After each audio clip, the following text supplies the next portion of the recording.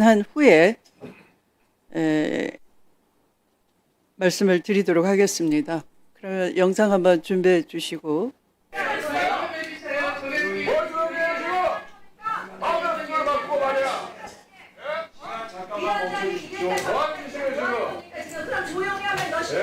조용히 해주세요. 조용히 해주세요. 본인이 하는 수서가 아닌데 그렇게 나서가지고 하는 것도 아니에요. 예의를 지키세요. 무슨 예의를 지켜요? 예의가 없잖아요. 이렇게 마음대로 해주세요 하는데 기본이 안 됐잖아요. 어디 아프신 거 아니에요? 매 시간에 멈춰요? 병원 한번 가보세요. 사관님, 네. 매 시간에 우리 멈춰요? 문재인 정부 때 우리가 이제 반도체 파트가 공짜 살기가 어렵다 그래서 어제 뭐 하는 짓이에요? 많은 사람을 주력사람을 키우는 기술을 하세요. 그런 줄 아세요? 그 결과로 인해서 아니, 2023년에는 뭘 퇴근하고 하면서 다른 거죠? 20조를 넘어섰고 다른 거 당신 거야? 당신 거라고? 당신 거 뭐예요? 당신 거 뭐예요? 당신 거 뭐예요? 지난번에도 송석준 안 내준다고! 반드시 해준다! 스스로! 복원을 해요. 아니 1분도 안 주시죠. 복원이 아니야. 뭐 하는 겁니까? 위원장 사무에서 복원을 하면은 공격이에요. 의장을 벗어나는 게 기본이 아니 이런 변명하신 거 어떡해요? 예? 바로 복고예요, 복고! 그다음에 여기는 더 자료 앉으십시오. 복고 의원들의 석준이 언니 발언권 안 아니 내가 언제 이거를 잘못해야 되는 거 아니야? 여기라고! 예? 잘못해야 되는 이유가 뭐 있어 내가 이거 국장님! 뭐 하는 겁니까 정말? 동료 아니 특강 듣잖아요! 공정하게 자리에 지시면 앉으십시오. 누가 항의합니까? 그렇죠 이게! 이게 도대체 뭐 하는 겁니까? 정상적으로 자리에 앉으세요! 복고도 적당히 대답을 해보고 지금 박사님 무슨 말을 그러시고 사과하세요 빨리 자리에 앉으세요! 사과하세요 사과하세요 예의를 최대한 갖춰줘! 장난도 아니고 지금 더 이상은 눈갈 수 없어요! 자리에 앉으십시오! 장난치더라고요 사과하세요 장난이라니. 사과하세요 사과하세요! 나한테 사과하세요 중요하죠 그만하세요! 사과하세요 어제 하루 종일 사과하세요 뭐 하는 거야? 사과하세요 빨리 무슨 짓이야? 뭐 했는데 그럼 뭐 했는데요 아니 이 가운데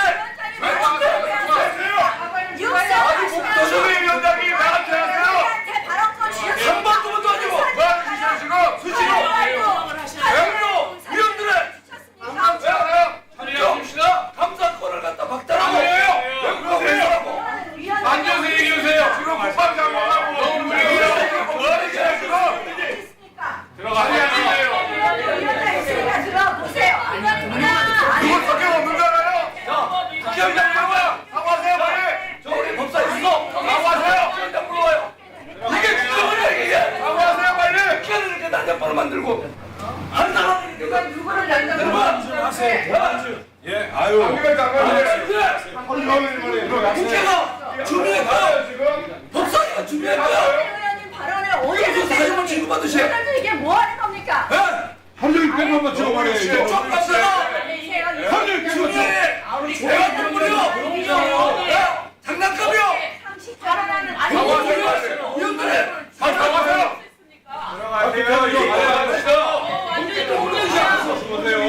사과하세요 개그를 보고 지금 소리신다니 무슨 말이에요 그 지금 내가 그러면 주민위원장님 봐봐 그럴까 계속 토론을 했지 않습니까? 공무위원도 지켜봤잖아요. 위원장을 계속 저번 사기에 보지 않은 거고 주민위원회 장난도 없다니요. 위원 손대지 말고 한번 보세요 그냥. 한번 얘기해 뭐하는 짓이야 이게 지금 하루 종일 그러더만. 뭘 그래 하루 종일 저러더라고. 말도 안 섞었어 말도 안 섞었어 보기 싫어서 보기 싫어서 기본을. 말도 안 섞었어 오늘 대표인 헌법기관에 국정을 갖고 함부로 이렇게 장난감 집어넣고 훼손하고 어이 막대세요 저게 지금 뭐하는 짓입니까 위원장이 앉으세요. 예의를 앉으세요, 예의를. 그럼 이 당신 저게 그럴 수가 있어요. 그걸 저희가 의원님들은 들어가세요. 아니 여기 무소속이 태도를 봐갖고 발언을 중에 안 주니 그런 얘기를 국회 합니까? 사무총장 불러. 앞에서 계속 뭐 하는 일이야? 내가 뭐 그런 거 무릎 꿇고 막 주민위원장한테 발언 꺼주세요 그런 줄 알았어요? 건방지게 여기는 끝나는 사람이 이게 뭡니까? 다 해봤잖아요. 그러니까 위원장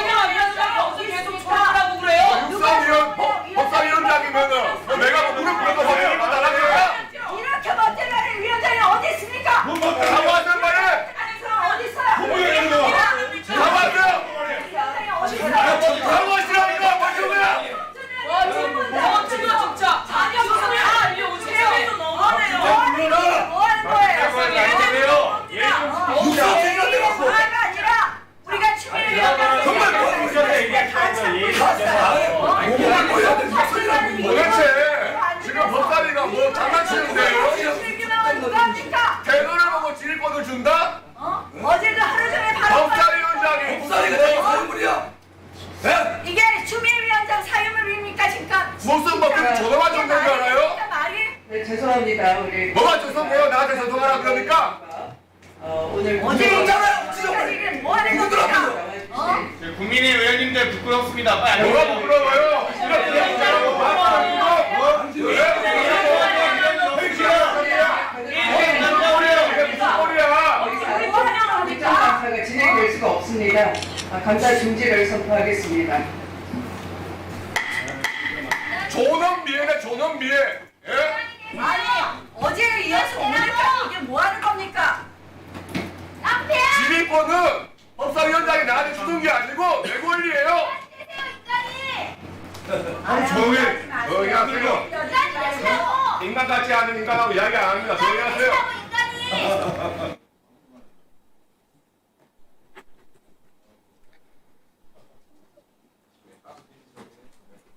네, 위원님들께서 보셨다시피 대단히 참담한 상황입니다. 오늘 이 회의의 방해는 사실 저에게는 매우 공포스러웠습니다. 사실은 그 공포감을 이 자리가 워낙 엄중한 자리, 책임감이 있는 무거운 자리이기 때문에 개인이 아무리 공포를 느낀다고 해도 그것을 표현하기는 또 쉽지 않은 자리입니다. 그 법사위원장이 공포스러우면 우리 질서를 어디서 질서를 복구할 수 있는 힘을 또 찾겠습니까? 그래서 저는 공포나 이런 것들을 그 감정마저도 표현하기 어려운 자리에 있는 것인데요. 의도적 파행 유도를 반복적으로 해왔고 지난 어제의 그 국정감사장에서도 역시 아까 폭언과 이 위화적인 행동을 반복적으로 했던 곽규택 의원이 지속적으로 위원님들이 질의 시간을 가지고 질의를 하면 본인의 그 판단이나 생각과 배치되는 발언이 나오면 즉각적으로 반응을 하면서 해당 위원들에게 반말이나 또는 조롱 섞인 말로 발언 방해를 한다든가 의사진행 방해를 하면서 특히 옆에 앉아있는 나경원 의원과 함께 지속적인 소란을 내면서 거의 증인의 발언이나 위원님들의 질의 내용이 저에게 들리지 않습니다.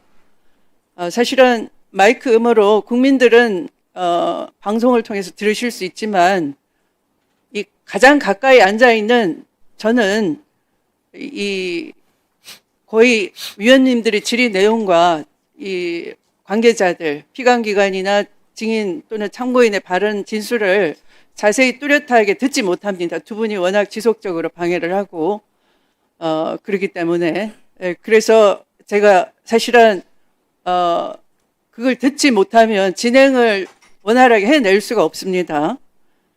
뿐만 아니라 이 자리에는 국회 내에 최고령자이신 박지원 의원님이 계시는데 때로는 직격을 합니다. 반말로 당신이라고 한다든가 그런 그냥 성명을 바로 불러버린다든가 하는 그런 매우 무례한 짓을 하는데 사실 저에게도 뭐 아까 이 최혁준 의원님께서 그런 표현을 했었는데 제가 들은 말을 사실은 제가 토해내기가 대단히 거북하고 민망합니다.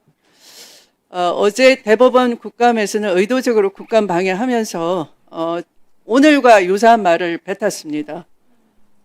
정신 차려라 라든지 또는 제가 대응을 하지 않으려고 이렇게 저의 문건을 읽고 있으면 그걸 빤히 쳐다보면서 그거 읽히기는 하냐 읽을 줄은 아냐 하는 그런 비아냥을 지속적으로 반복한다든지 오늘도 역시 아까 그 소란 속에서 들으신 것처럼 정신 차려라 기먹었냐 학교는 안 다녔냐 꿀리는 게 있냐 등등 평상시 제가 어디 가서 들어본 바가 없는 말을 반복적으로 사실 여기 뭐 거리가 1m 조금 남짓됩니다만 지속적으로 하는 것이죠. 그래서 그런 비아냥과 조롱성 발언을 지속적으로 들으면서도 제가 그냥 이것을 그냥 반응을 하면 회의가 깨질 것 같아서 지금까지 며칠간 참아왔습니다.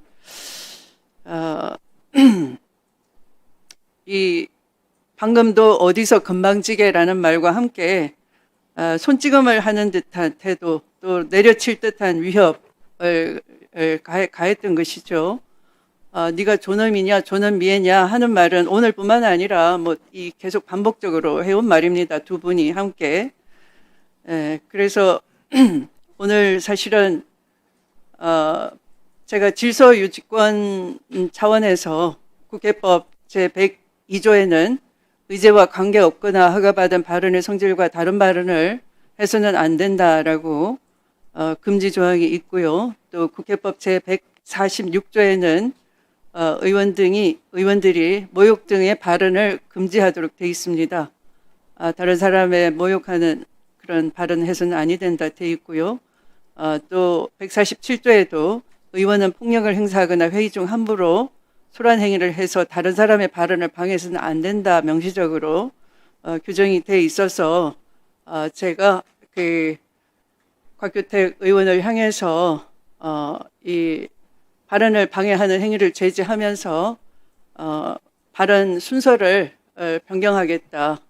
좀 조용하게 다른 사람의 발언을 경청하고 다른 분들이 발언을 할 수 있도록 협조해 달라는 취지에서 발언 순서를 후순위로 미루는 조치를 취했더니 이제 그와 같은 폭언과 폭력을 퍼붓는 그런 일을 벌인 겁니다.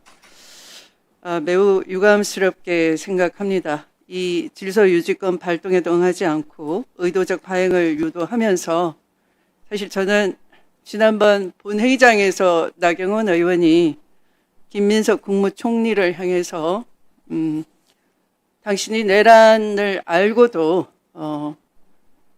그랬다면은 당신이 내란 공범아니냐 하는 언어도단 뒤집어 씌우기 논리 모순에 그 발언을 빙자한 조롱을 듣고 대단히 경악했습니다. 상식 수준을 넘는 어떤 정상적인 법적 판단이나 사고가 결여되어 있구나. 어떤 맥락을 다 놓친 뒤집어 씌우기를 하는구나 이런 생각을 했습니다. 지금도 마찬가지입니다. 이 파행을 유도하고 국정감사 활동을 방해해 놓고서 마치 위원장이 독단을 해서 이 법제사법위원회를 독재적으로 운영해서 파행이 됐다는 식으로 또 밖에 나가서 언론 인터뷰 등을 통해서 사실 왜곡을 어제도 했었고 또 오늘도 하는 것입니다. 사실 법제사법위원회는 현장 국감을 아마 더 많이 했던 걸로 알고 있습니다. 아마 오늘도 정상적으로 관행은 정상적이라기보다 관행은 아마도 군사법원에 나가서 하는 경우가 더 많았을 것입니다. 또 어제 대법원도 그 현장 국감이 예외적이고 이례적이고 대법원을 침탈하거나 권위를 부정하는 것이 아니라 대법원으로 출장 나가서 감사를 하는 것이 훨씬 더 많았습니다. 그러나 이 사태 자체가 내란을 수습하기 위한 그런 이 국정감사 활동이 훨씬 비중이 높기 때문에 불가피하게 국회로 오시게 해서 국정감사 활동을 하는 쪽이 더 낫다는 위원님들의 고견을 받아들여서 제가 이 국회에서 진행을 하게 됐는데 이렇게 비감기관으로 이 협조를 해주신 우리 장관님이나 군사법원 관계자 또 증인 참고인으로 와주신 여러분께는 국회 이런 모습을 불편한 모습을 보이게 돼서 대단히 송구하다는 말씀을 드리겠습니다. 그러면 이것으로 오늘의 회의는 마치는 것이 좋겠습니다. 아니면 뭐 위원님들께서 더 질의를 하시겠습니까? 그냥 마칠까요? 네.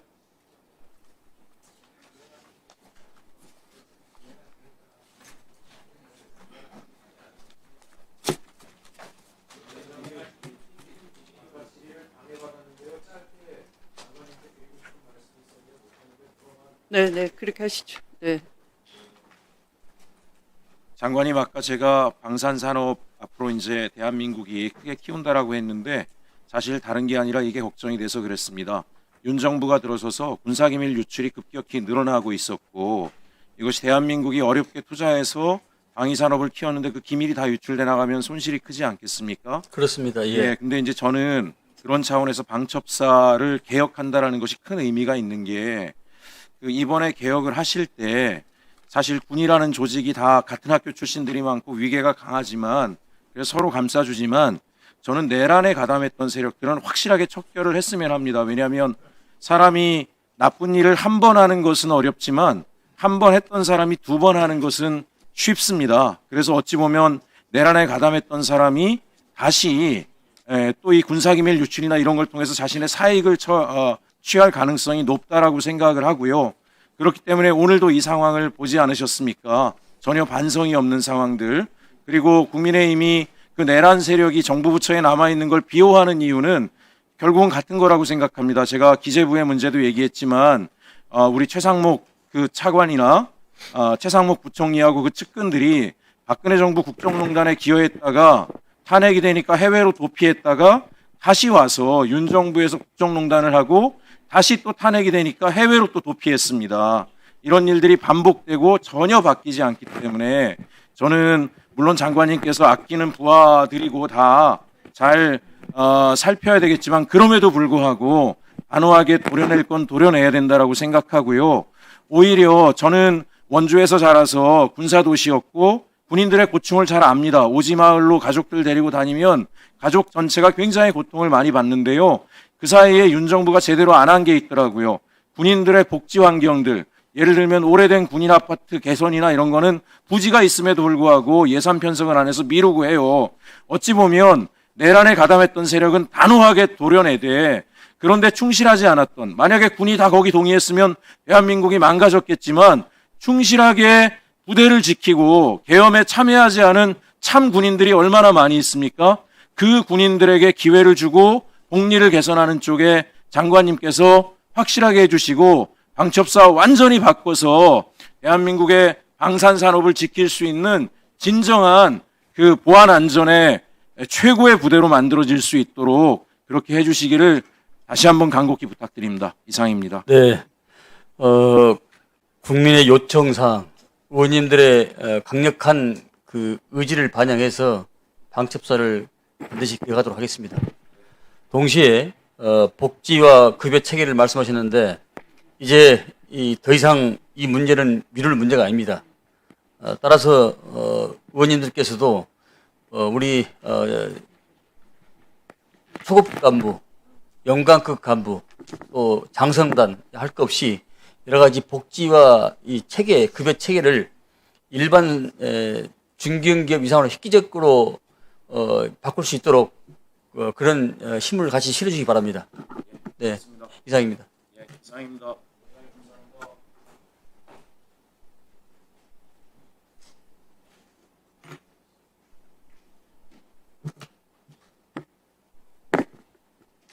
네, 서영교 의원님 질의하실 거죠? 네, 서영교 의원님 질의해 주십시오. 예, 저도 위원장을 해보았지만 저는 행안위원장 했습니다. 그런데 당시 문재인 정부 때였는데 야당이 참 많이 협조했습니다. 아주 잘했습니다. 예의 있게. 그런데 제가 아까 너무 충격받았습니다. 우리 최혁진 의원 말씀으로. 추미애 위원장님 바로 앞에서 병원은 가봤냐? 정신 차려라. 귀 먹었냐? 학교 안 다녔냐? 이게 추미애 위원장님 앞에서 탁탁 던지는 박규택 의원의 발언이었다는 거 아닙니까? 어젠가요? 그젠가는 뭐 꿀리는 거 있냐? 그래서 저희가 속기록에 확인했잖아요. 추미애 위원장님 앞에다 두고 뭐 꿀리는 거 있냐? 그리고 어디서 건방지게라고 하는 표현을 하는데 곽규택 의원 나이 어립니다. 저는 위원장이 진행하고 있거나 들어야 하는데 계속 그런 발언을 했다는 거, 혼자서 계속 그런 걸 듣고 있었다는 거 너무 충격적입니다. 저희도 간혹 들리고 속기록에도 나와 있고 하지만 우리 박지원 대표님한테도 부인은 뭐하냐? 부인은 뭐하시냐? 뭐 이렇게 갖고 사모님 돌아가셨는데 그런 말 찍찍 내뱉고 던졌던 거 아닙니까? 그리고 반말하고 저한테도 마찬가지였죠. 이거 꼭 책임 물어야 된다고 생각합니다. 그런데 국민들께서 잘 모르실 것 같아서 제가 다시 한 번 더 이야기했습니다. 그 바로 앞에서 이야기한 그 내용. 우리 장관님, 네. 충격적인 이야기는 북한 평양에 윤석열이 드론을 띄우게 했다라고 하는 거 아닙니까? 네. 그리고 그 드론이 떨어져서 북한하고 일촉즉발이었는데 그 왜 띄운 겁니까? 한번 체크해봐 주십시오. 네. 드론을 북한에다가 띄운 것은 북한으로 하여금 그것을 빌미로 해서 공격을 하면은 그걸 기하로 합법적 계엄을 하는 것이 아닌가라는 그런 추측과 판단을 해봅니다. 그것을 기화로 전쟁 위기를 만들고 그걸로 비상계엄을 하려고 했다 이런 말씀이신 거죠. 합법적 비상계엄을 할 의도가 아니었나 이렇게 추측을 해봅니다. 저희는 국방위 하면서 군사법원 하면서 확신 갖고 있습니다. 윤석열은 그렇게 하려고 했던 자입니다. 그런데 다행히 전쟁 위기가 발생하지 않아 다행입니다. 제가 국방부 장관님께 꼭 부탁드리고 싶은 말씀이 있습니다. 육군에서 그 배상 관련해가지고 고동령 일병 국가 배상 결정서 이런 자료가 있습니다. 그 자료에 보면 되게 무례하게 저 이야기는 제가 그거 올려줘 보세요. 제가 현충원에서 한 어머님을 만났어요. 정말 마르고 초라해 보였습니다. 그런데 저를 보고 다가온 그 어머님입니다. 배봉석 일병의 어머님입니다. 근무하다가 허리를 다쳐서 나왔는데 우울증을 겪다가 돌아가셨습니다. 그분 때문에 보훈심사위원회가 그분을 공상과 사망으로 인정해 주지 않았지만 그 사건을 계기로 그것은 공상으로 순직으로 처리하게 되었습니다. 그런데 다른 분들은 저게 해당이 되는데 오히려 그분에게만큼은 해당이 되지 않아서 국립묘지에 못 들어간다는 겁니다. 저는 현충원에서 그렇게 그 아들을 떠나보내고 수년 동안을 헤매고 다니는 그 어머님을 보고 내가 꼭 도와드려야 되겠다. 그렇게 생각했습니다. 그리고 추적하다 보니 그 아들 덕분에 군에서 사망한 사람들은 공상이 되어서 순직으로 되고 국립묘지에 가는데 그 어머님의 아들은 국립묘지에 가지 못한 겁니다. 저는 법이 그분 때문에 시행이 됐습니다. 제가 태완이법 만들었는데 태완이법 때문에 됐는데 태완이법은 공소시효가 적용이 안 돼요. 참 아이러니합니다. 그렇지만 이런 거는 적용해 주셔도 되잖아요. 소급이 아니죠. 그렇게 해서 국가에서 일을 하다가 죽어간 그 장병들을 국립묘지에는 안치시켜야 그 어머니도 이제 길거리를 헤매지 않고 그 죽어간 그 장병도 잠이 들지 않겠습니까? 좀 다시 법을 살펴주시면 좋겠다 이렇게 말씀드립니다. 네, 의원님 말씀에 공감합니다. 그러나 현행법상 소급 적용에는 상당히 한계가 있는데 앞으로 더 많은 장병들이 순직이나 순국했을 경우에 보다 더 나은 여건을 보장할 수 있도록 검토 개선해 나가겠습니다. 그건 앞으로이지만 이분을 시작으로 이 법이 만들어졌는데 이거에는 소급 안 돼 이런 게 아닙니다. 진정 소급이 될 수 있는 겁니다.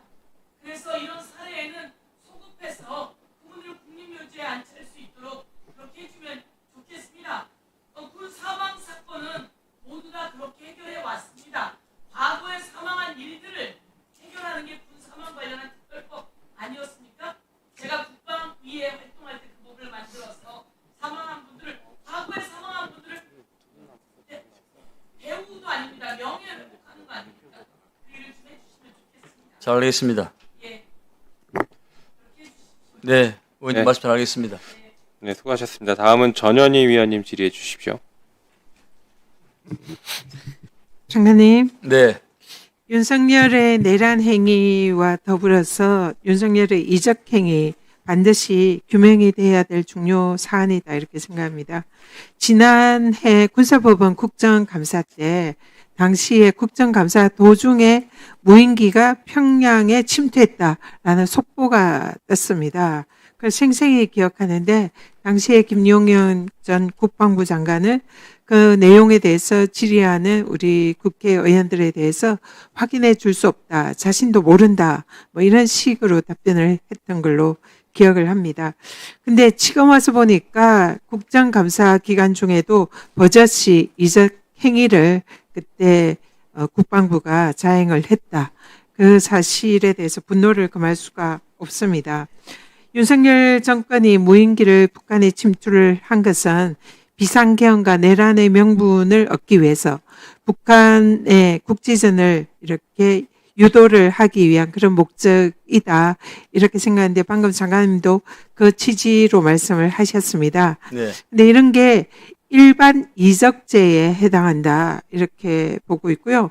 형법상에 대한민국의 군사상 이익을 해하거나 적국의 군사상 이익을 공유한 자는 일반 이적죄로 처벌하게 돼 있습니다. 이 무인기 침투 자체는 한미동맹을 훼손하고 정전체제를 위협하고 군사기밀을 유출한 명백한 이적행위다 이렇게 생각을 하는데요. 이때 이 북한에 무인기를 보내가지고 비상계엄의 명분을 얻으려는 이 행위는 한미동맹을 명백히 해쳤다 이렇게 생각합니다.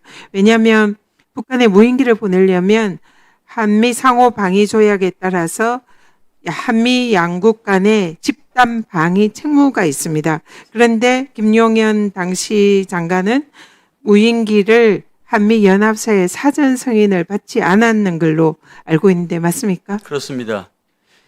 무인기를 보내려면은 북측에서 우리를 공격이 왔을 때 그 비례성 원칙에서 하는 게 맞습니다. 그러나 그 당시에 여러 가지 정황과 상황에서는 그런 게 없었기 때문에 그것을 위법으로 보고 있는 것입니다. 명백한 한미 방위 조약 위반이고 또 당시에 대북 작전 전에 반드시 거쳐야 될 합참도 패싱을 했다고 알려져 있는데 사실인가요? 합참에서 모든 작전을 통제하기 때문에 네. 그건 합참 차원에서 작전 통제 차원에서 이루어질 사항입니다. 근데 그걸 패싱을 했다고 하기 때문에 이것도 명백한 군령 위반이 아닌가 이렇게 생각이 듭니다. 그리고 또 무인기 침투는 정전체제를 위협을 했다 이렇게 보입니다. 유엔사가 현재 정전협정을 유지 관리하면서 한반도의 평화가 지금 지속이 되고 있는데요. 이걸 스스로 정전사태를 윤석열 정권이 깨려고 한 거다. 그래서 정전사태가 깨지면 유엔사가 아니라 한미연합사가 전시태세로 이 대비를 하게 되는 거 아닙니까? 맞습니다. 그러면 이런 실제로 전시 상태 전환이 이루어지진 않았지만 사실상 일촉즉발의 상태를 윤석열 정권이 유도했다 이렇게 볼 수 있는 거 아닙니까? 네, 동의합니다. 당시에 또 무인기의 비행 경로나 발사 지점 등 핵심 군사 기밀이 유출된 걸로 알고 있습니다. 이 평양에 당시에 추락한 무인기에는 비행 경로가 설정이 돼 있었는데 이런 우리 군이 설정한 최적의 왕복 궤적이 북한에 노출이 됐기 때문에 핵심 군사 기밀이 유출된 것으로 이것은 명백한 이적 행위다.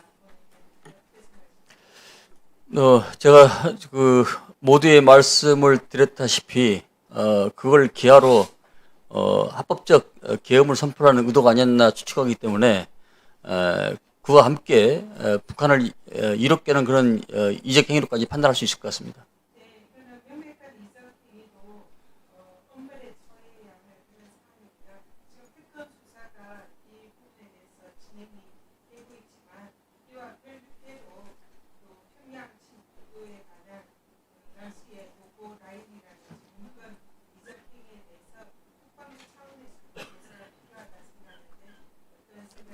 네, 검토하겠습니다.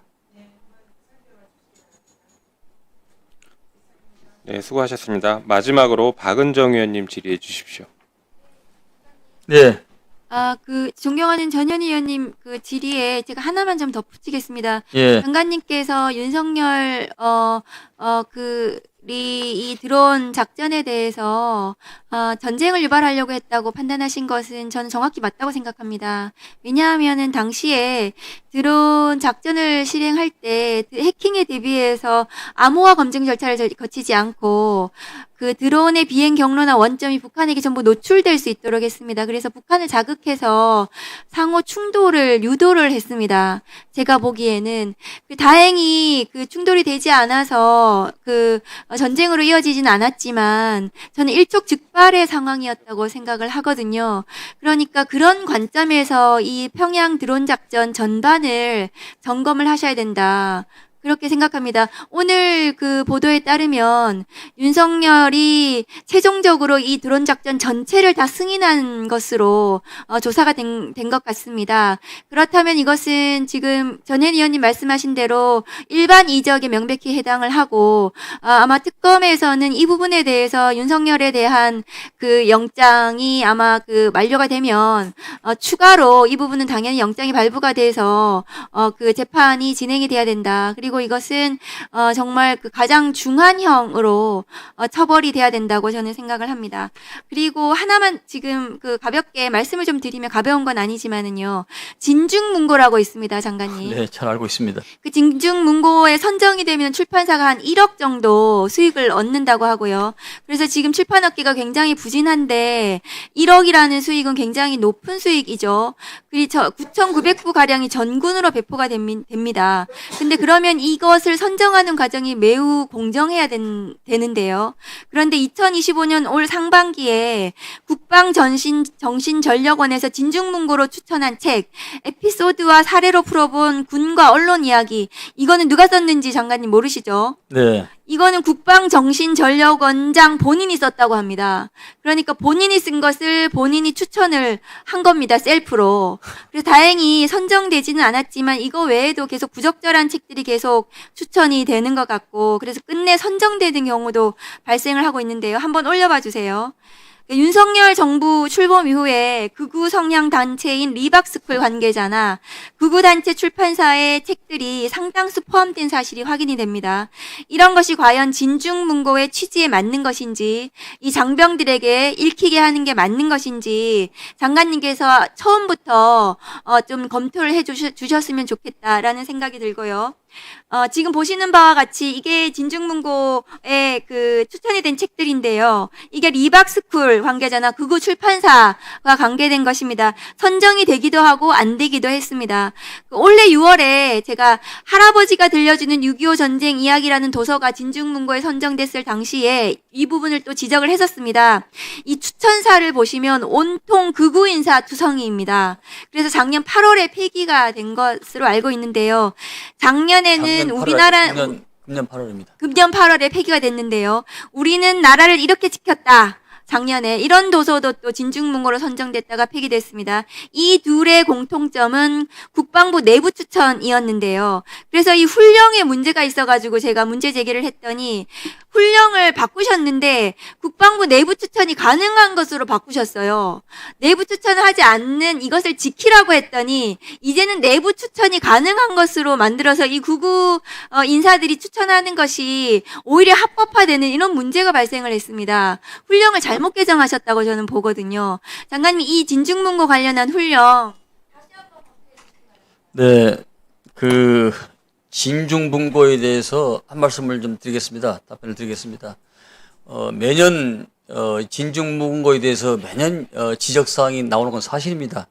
네, 앞으로는 진중문고 선정위원회를 객관성을 담보할 수 있고 사회에 덕망 있는 인사로 꼭 구성을 하도록 하겠습니다. 왜냐하면은 20대 초중반의 예민한 시기에 정신적 함양, 정신적 자양분 축적, 미래에 대한 설계, 이 독서를 통해서 계획력, 상상력, 추적을 발송할 수 있는 그 연배 어간의 군대생활을 하는데 그들한테 충분한 자양분을 축적하고 독서의 중요성을 일깨워서 더 나은 삶을 살 수 있도록 그런 등불이 될 수 있도록 그런 책들을 반드시 선정하도록 하겠습니다. 동시에 준중문고는 만약에 그런 사회적 무리가 있거나 이론이 있는 경우는 반드시 폐기 처분하도록 그렇게 준칙이 정해져 있습니다. 의원님의 말씀을 잘 공감해서 구성을 하도록 하겠습니다. 이상입니다. 네, 수고하셨습니다. 장관님, 아까 그 이해람 중사의 추모비 부분에 대해서 유족들은 그 공군 참모총장의 답변이 거짓이다라고 이렇게 좀 항의를 하시는 것 같습니다. 그래서 국방부에 설치하는 것도 검토를 했었다라는 말씀까지 하시는 것 같으니 이 부분에 대해서 종합적으로 다시 한번 검토해서 저희 의원실에 좀 알려주시면 좋겠습니다. 네, 알겠습니다. 네, 오늘 국정감사는 최대한 빠르게 종료하려고 했으나 보셨던 것처럼 국민의힘의 파행 유도로 좀 길어지게 된 점에 대해서 우리 증인 여러분들 너른 양해를 부탁드리겠습니다. 오늘 국정감사와 관련하여 여러 위원님들께서 서면 질의를 하셨습니다. 서면 질의에 대한 답변서는 일주일 이내에 우리 위원회와 해당 위원에게 제출해 주시기 바랍니다. 서면 질의와 답변서의 내용은 오늘 국정감사 회의록에 게재하도록 하겠습니다. 오늘 군사법원에 대한 국정감사에서 위원님들께서는 주로 다음과 같은 사안에 질의와 지적을 하셨습니다. 해병대원 사망사건 등 주요 수사 현황 관련하여 해병대원 사망사건 관련 체포 구속영장 관련 서류가 수사기록에 제대로 편철되어 있지 않은 사실에 대해 엄정한 감찰이 필요하다는 지적, 그리고 전 해병대 1사단장과 군 외부 인사 간 모임, 통화 여부와 관련하여 위증 의혹이 있다는 지적이 있었습니다. 국군 방첩사령부 관련하여 비상계엄을 지원했다는 의혹이 있는 국군 방첩사령부를 개혁할 필요가 있다는 지적이 있었습니다. 군 사법제도 운영 관련 등 그 외의 사항과 관련해서 고 이해람 중사 추모비 건립을 위한 법령 정비 필요성과 그리고 휴가 중 반려동물에 대해 가혹행위를 한 군인에 대한 적절한 징계 조치가 필요하다라는 지적이 있었습니다.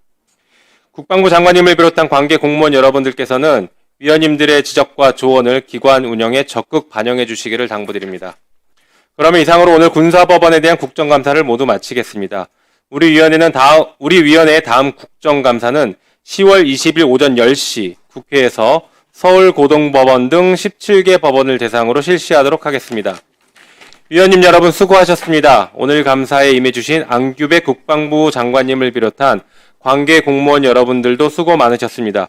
보좌진, 수석전문위원을 비롯한 위원회 직원, 경위, 속기사 및 언론인 여러분도 수고하셨습니다.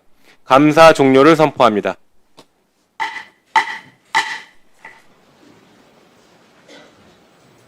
오늘 오후에는 국회에서 군사법원에 대한 국정감사가 예정되어 있으므로 위원님들께서는 국정감사가 효율적으로 진행될 수 있도록 협조해 주시기를 부탁드리겠습니다.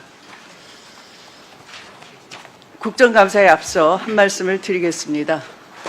먼저 그동안 국정감사 준비를 위해 수고해 주신 김상환 헌법재판소장님, 손인혁 헌법재판소 사무처장님, 지성수 헌법재판연구원장님, 그리고 관계 공직자 여러분들의 노고에 대하여 법제사법위원회를 대표해서 감사의 말씀을 드립니다.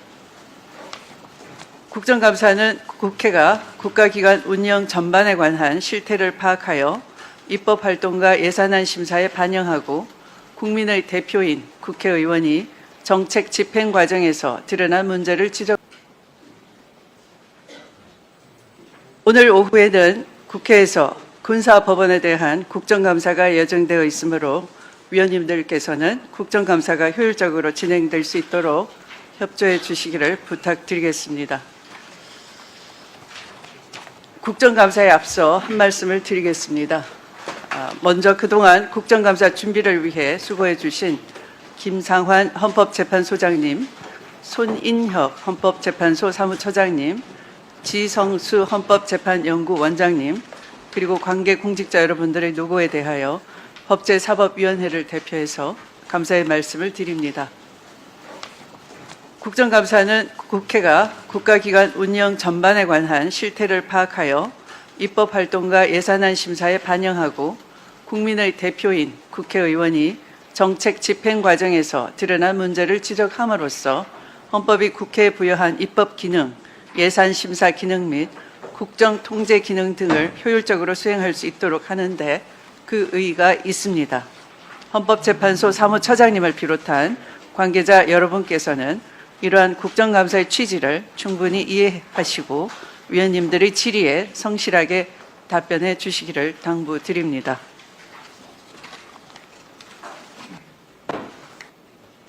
오늘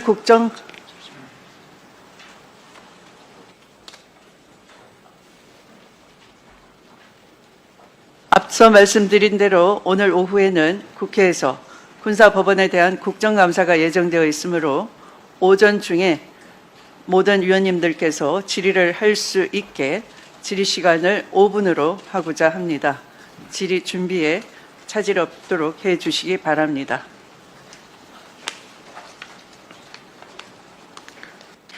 오늘 헌법재판소에 대한 국정감사는 그동안의 관례에 따라 헌법재판소장께서 처음에 인사 말씀을 하시고 이석하셨다가 국정감사 마무리에 다시 나오셔서 종합적으로 답변하시는 것으로 하겠습니다.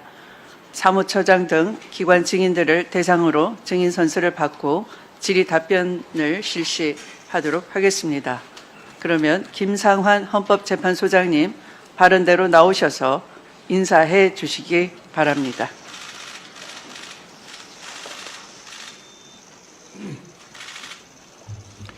존경하는 국회 법제사법위원회 추미애 위원장님과 위원님 여러분, 국민의 대표로서 국민의 뜻과 바람을 다양한 국정 영역에서 실현하고 계신 위원장님과 위원님들의 노고에 존경과 감사의 말씀을 드립니다.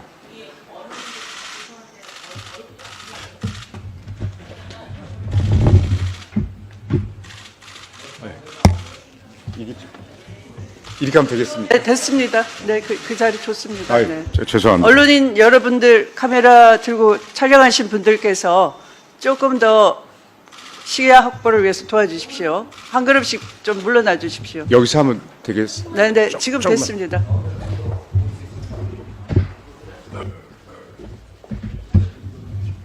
네. 미처 섬세하게 생각 못해서 죄송하다는 말씀 드리면서 이어가겠습니다. 국민의 대표로서 국민의 뜻과 바람을 다양한 국정 영역에서 실현하고 계신 위원장님과 위원님들의 노고에 존경과 감사의 말씀을 드립니다. 그리고 2025년도 국정감사를 위하여 저희 헌법재판소를 방문해 주신 데에 대해 헌법재판소의 모든 구성원들의 마음을 담아 위원장님과 위원님들에게 환영의 인사를 드립니다. 저를 비롯하여 헌법재판소에 몸담고 있는 모든 공직자들은 오늘 이루어지는 국정감사가 헌법재판소가 헌법과 법률에 의하여 부여받은 역할과 소임을 제대로 다하고 있는지를 위원님들께서 주권자인 국민의 관점과 시선으로 점검하고 확인하는 매우 귀중한 기회임을 인식하고 있습니다. 위원님들의 문제의식과 질의의 취지를 무겁게 받아들이고 혹여나 심판하는 위치에 익숙하여 소홀히 하였거나 무심하였던 일은 없었는지 저희를 뒤돌아볼 계기로 삼아 헌법재판소 발전의 소중한 동력으로 삼도록 노력하겠습니다.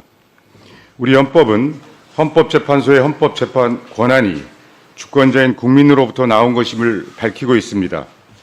이에 따르면 헌법재판소가 헌법적 소임을 다하며 걸어가는 노정은 결국 헌법재판소에 대한 국민의 신뢰를 얻어가는 과정, 궁극적으로는 헌법의 최고기본성과 가치에 대한 국민의 공감과 믿음을 보다 두텁게 해나가는 과정이 되어야 한다고 알고 있습니다.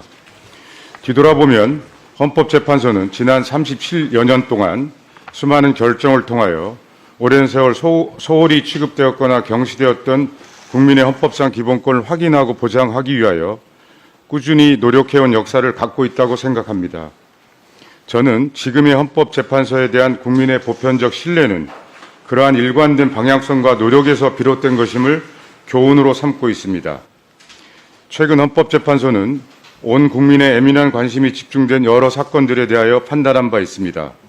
저는 비록 그 엄중한 시기에 한 시민으로 헌법재판소의 밖에서 이를 지켜보았을 뿐이지만 헌법재판소에 대한 국민의 기대와 요구가 무엇인지를 생생하게 느낄 수 있었습니다.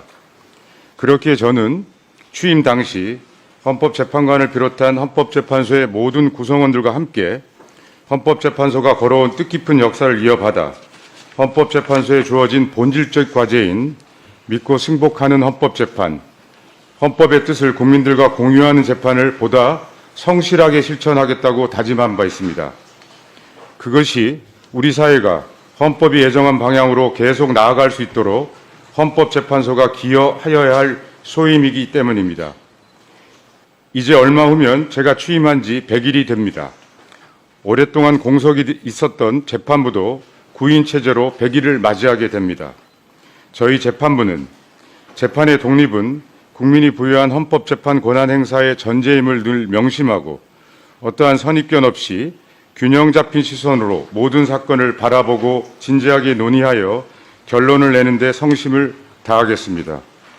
존경하는 위원장님과 위원님 여러분, 헌법재판소가 그동안 부족하였거나 간과했던 상황, 개선해야 할 사항에 관하여 위원님들의 그 어떤 질책과 문제의식 그리고 귀중한 의견 모두를 귀담아 듣고 이를 적극적으로 받아들여 보다 바람직한 헌법재판소의 미래를 준비하는 데 힘쓰겠습니다. 위원장님과 위원님께서 헌법재판소에 보내주신 격려와 성원에 다시 한번 깊은 감사의 말씀을 드립니다. 위원장님과 위원님들의 앞날에 늘 영광과 행운이 함께하기를 기원합니다. 감사합니다.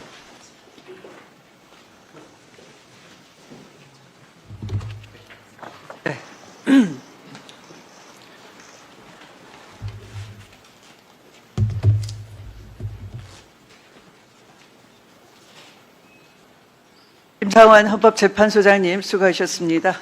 이석하셔도 되겠습니다. 다음은 증인 선서를 받는 순서입니다. 우리 위원회가 오늘 출석을 요구한 기관 증인은 손인혁 사무처장 등 총 12명입니다. 그러면 증인 선서를 받기에 앞서 선서의 취지, 처벌 규정, 선서 방법 등을 안내하겠습니다. 선서를 받는 이유는 국회가 2025년도 국정감사를 실시함에 있어 증인으로부터 양심에 따라 숨김과 보탬이 없이 사실 그대로 증언하겠다는 서약을 받기 위한 것입니다. 만약 증인이 정당한 이유 없이 선서나 증언을 거부하거나 증언을 함에 있어 국회의 권위를 훼손하거나 위증을 하는 경우에는 국회에서의 증언 감정 등에 관한 법률 제15조에 따라 고발될 수 있음을 알려드립니다. 또한 오늘 사무처장을 비롯한 기관 증인들의 선서는 10월 30일 실시될 종합감사에서도 유효하다는 점을 알려드립니다. 다음은 선서 방법을 말씀드리겠습니다. 증인을 대표하여 손인혁 사무처장께서는 발언대로 나오셔서 오른손을 들고 선서를 해주시고 선서가 끝나면 선서문을 위원장에게 직접 제출해 주시기 바랍니다. 다른 증인께서는 그 자리에 일어나셔서 오른손을 들어주시면 되겠습니다. 그러면 사무처장께서는 증인을 대표하여 선서해 주시기 바랍니다.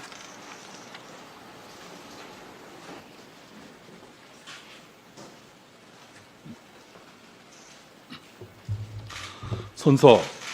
본인은 국회가 헌법 제61조, 국회법 제127조, 국정감사 및 조사에 관한 법률 제10조의 규정에 의하여 헌법재판소 소관 업무에 대한 2025년도 국정감사를 실시함에 있어 기관장으로서 성실하게 감사를 받을 것이며 또한 증인으로서 정언을 함에 있어서는 국회에서의 정언 감정 등에 관한 법률 제7조의 규정에 의하여 양심에 따라 숨김과 보탬이 없이 사실 그대로 말하고 만일 진술이나 서면 답변에 거짓이 있으면 위증의 벌을 받기로 맹세합니다. 2025년 10월 17일 헌법재판소 사무처장 손인혁.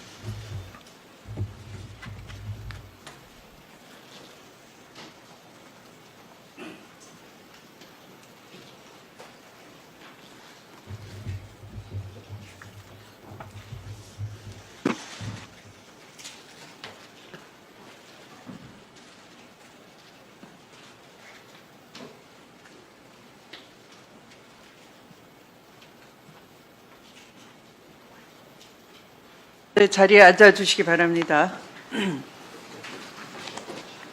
다음은 헌법재판소와 헌법재판연구원으로부터 업무보고를 받도록 하겠습니다. 먼저 손인혁 헌법재판소 사무처장님 나오셔서 인사와 간부 소개를 하신 후 업무보고를 주요 현안 위주로 간략하게 해주시기를 바랍니다.